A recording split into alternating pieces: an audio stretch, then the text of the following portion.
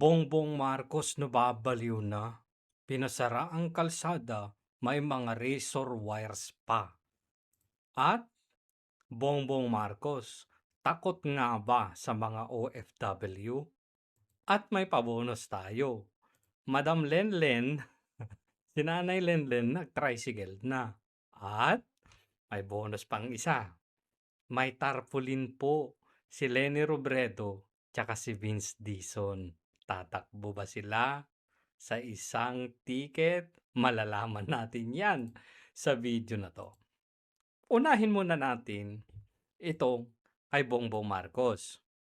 Ang sabi dito sa Philippine Star, 11 hours ago lang to.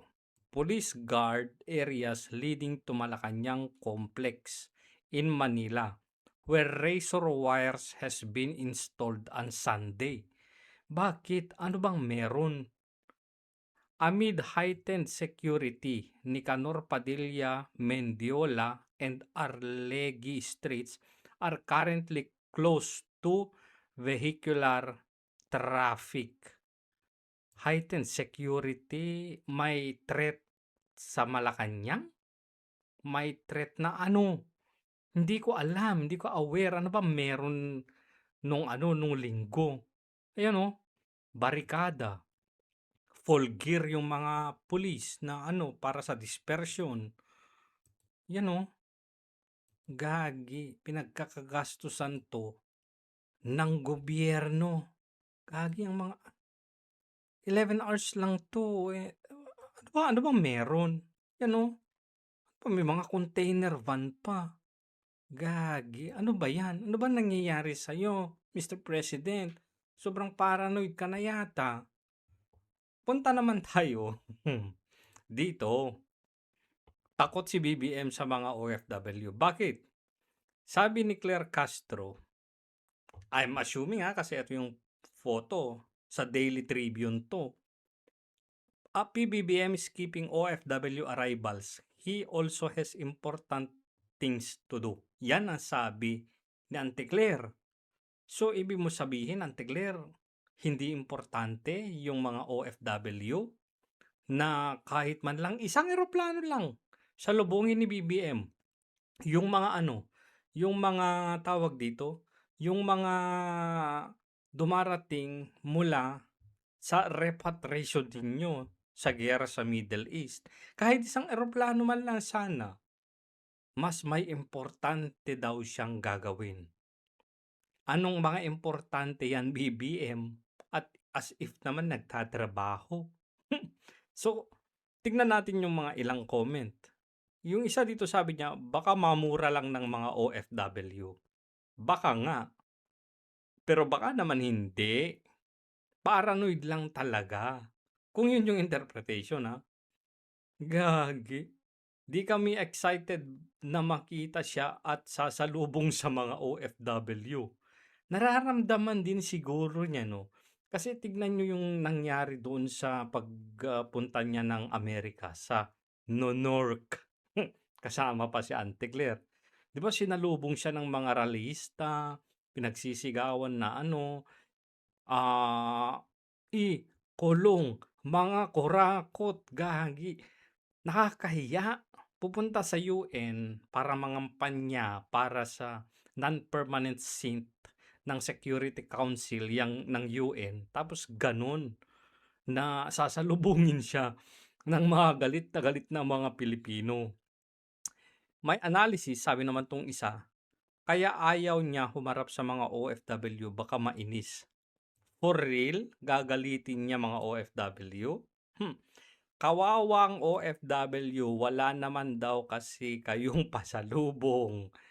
Gagi. Tapos nanghihingi siya ng remittance sa mga OFW. Hindi naman siya nanghihingi. PI siyang ngagba. Gagi, istoryahe. Walang naniniwala kay Auntie Claire sa totoo lang. Ay, meron pala.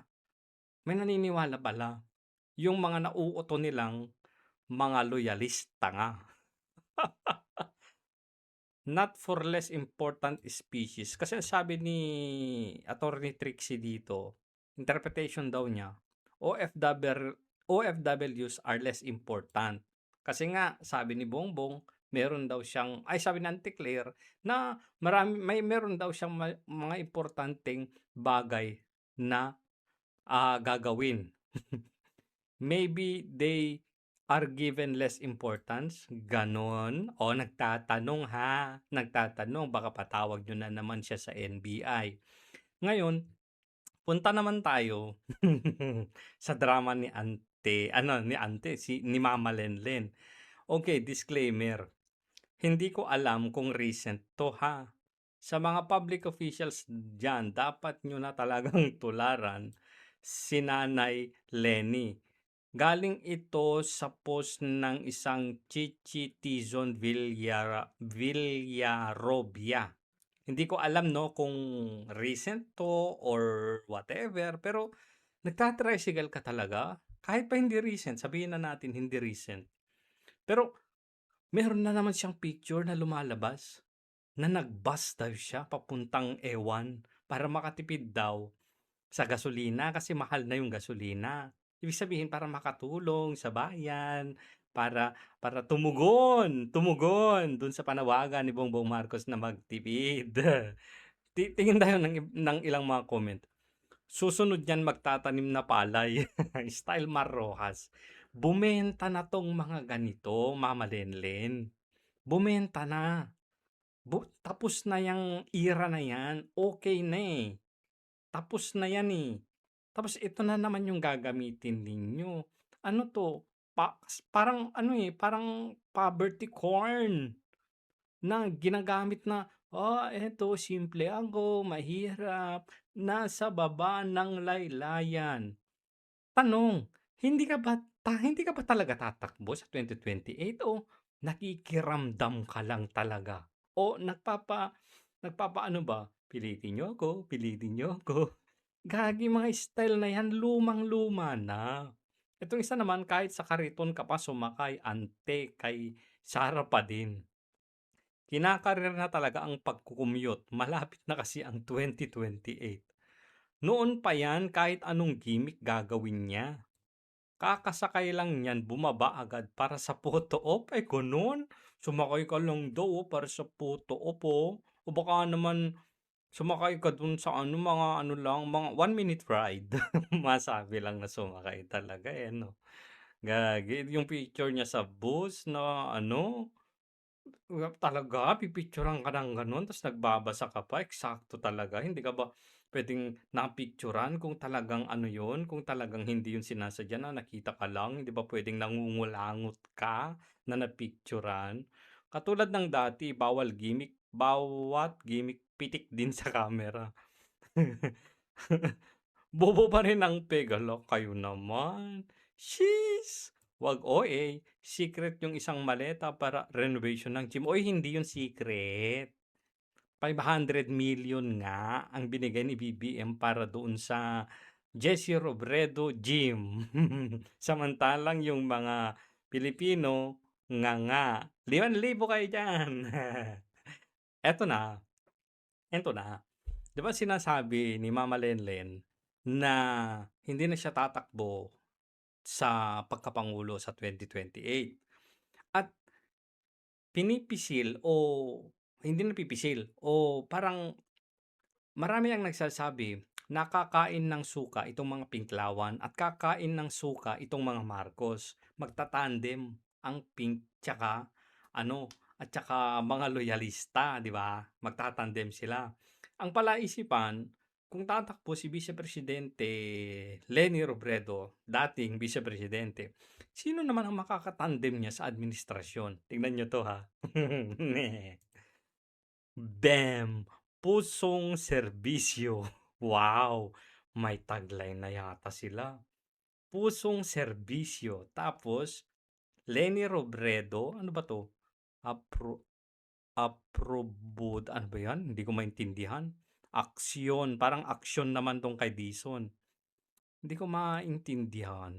Zoom nga natin, sakaling makita natin. Integridad, aprobado kay Leni. Si Dison naman, ano yan? Siguradong may aksyon? Siguradong may aksyon yata. Si siguradong hindi baka konkretong hindi ko alam. Siguradong may aksyon, basta aksyon. Ano 'to? Ha? Ano 'to? May wag niyong sabihing hindi recent 'to, 'di ba? Tagline, pusong serbisyo para sa bawat Pilipino. Yan o, i-zoom natin para makita ninyo.